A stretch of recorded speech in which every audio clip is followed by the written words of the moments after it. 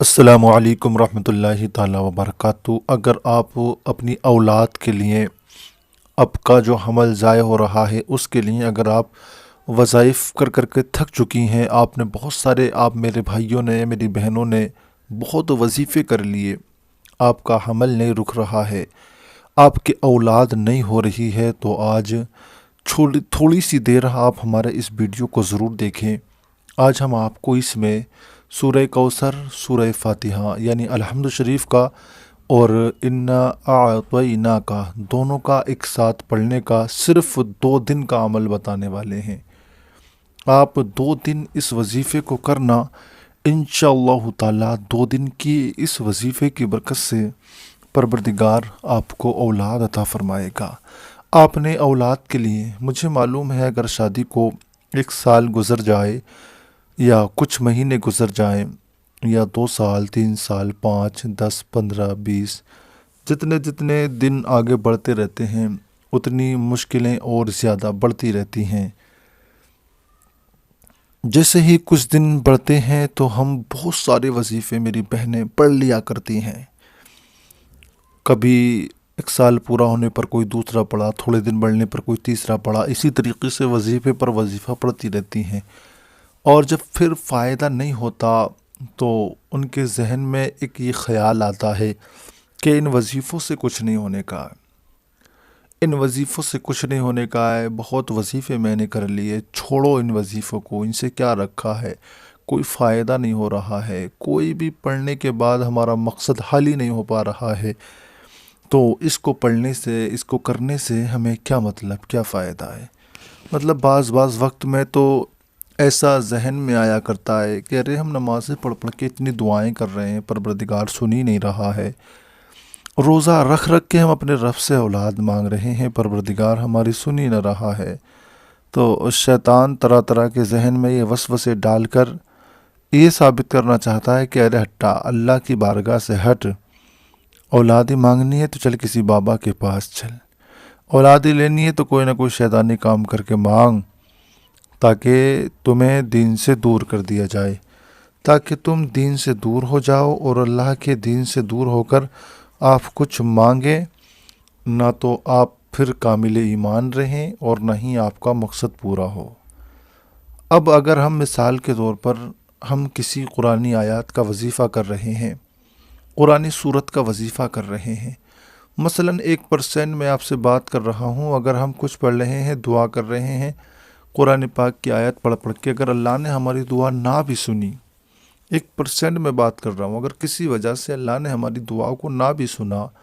تو کم از کم سورہ فاتحہ ہو، سورہ کوثر ہو، سورہ اخلاص ہو، سورہ مریم ہو، سورہ یاسین شریف ہو، جو بھی صورت ہم پڑھیں گے کم از کم اس کے پڑھنے کا تو ثواب ہمیں ملے گا۔ اس کے پڑھنے سے ہم ایمان پر تو رہیں گے، ہمارا کوئی کفر پر جانا تو نہیں ہوگا، دین کے دائرے سے نکل کر کے کام کرنا تو نہیں ہوگا، کم سے کم رہیں گے تو دین کے دائرے کے اندر رہیں گے، تو ایسے کام میں جو کہ سننے کا تو سبحان اللہ اور اچھی بات ہے، اور اگر نہیں سن رہا ہے تو کم از کم اس کے پڑھنے کا ثواب تو ہمیں ملتا رہے گا۔ آپ ناجائز کاموں میں اگر مبتلا ہو جائیں، ادھر ادھر پہنچے، جہاں پر ایمان بھی جائے، جہاں پر پردہ بھی جائے، جہاں پر دولت بھی جائے، پیسہ بھی جائے، اور وہاں پر بھی اولاد نہیں ہو، یہ تو اللہ کی مرضی ہے میرے، تو پھر بتائیے آپ کدھر کے رہیں گے؟ نہ ادھر کے رہے نہ ادھر کے رہے۔ اسی لیے آپ قرآن پاک کو پڑھ کر، کسی بھی آیت کریمہ کو پڑھ کر اپنے رب سے دعائیں کریں، اولاد دینے والی ذات پروردگار کی ہی ہے۔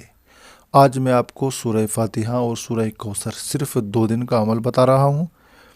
آپ اللہ تبارک و تعالیٰ کی ذات پر یقین رکھ کر،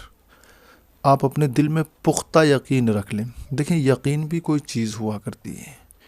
اگر ہمارے دل میں یقین نہیں ہے نا، تو ہم 1 نہیں 1000 بھی وظیفے کر لیں،